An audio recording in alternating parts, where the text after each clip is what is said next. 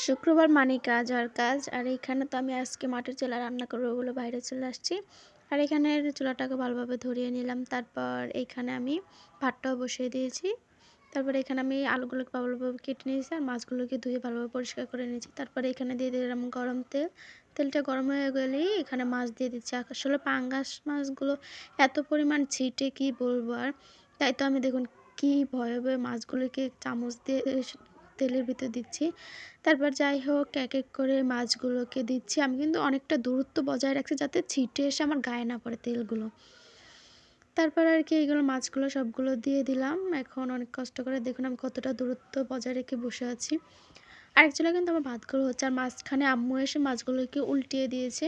আর এইখানে তো আমার ভাই আজকে সারাটা দিন খেলাধুলা করে দেখুন কী পরিমাণ ময়লা লাগিয়েছে।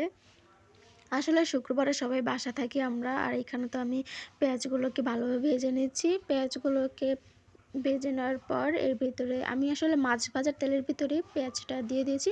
তারপর দিয়েছি আদা রসুন বাটা। আসলে আদা রসুনের বক্সটা ডিপে রাখছি তাই ওটা দেখতেছি ছুটতেছে না, তাই এইখানে যতটুকু আছে ততটুকুই দিয়ে দিলাম। তারপরে এখানে দিয়ে দিচ্ছি হলুদ গুঁড়ো, মরিচ গুঁড়ো। আর আমি তো অলওয়েজ মরিচ লাভার, ঝাল লাভার, তাই মরিচটা একটু বেশি দিয়ে দিলাম।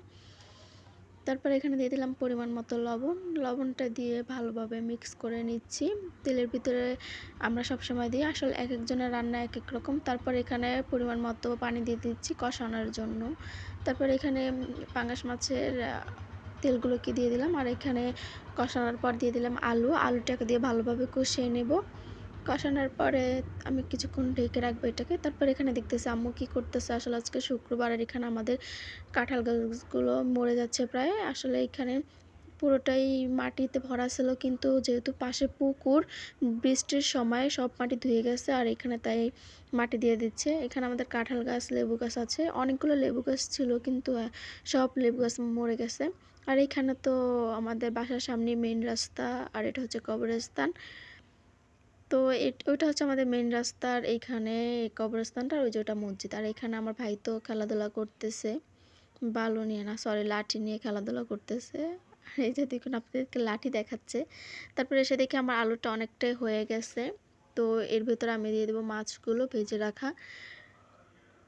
আমি এক এক করে সব মাছগুলো দিয়ে দিলাম। দিয়ে দেওয়ার পরে এটাকে ভালোভাবে আরেকটু পানি দিয়ে ঢাকনা দিয়ে ঢেকে রাখবো। তো আমি অল্প একটু পানি দিছি, যেহেতু বেশি পানি দিলে তেমন একটা ভালো লাগে না। আর আমি অতটা ঝোল রাখবো না, একটু বোনা বোনা রাখবো আর কি।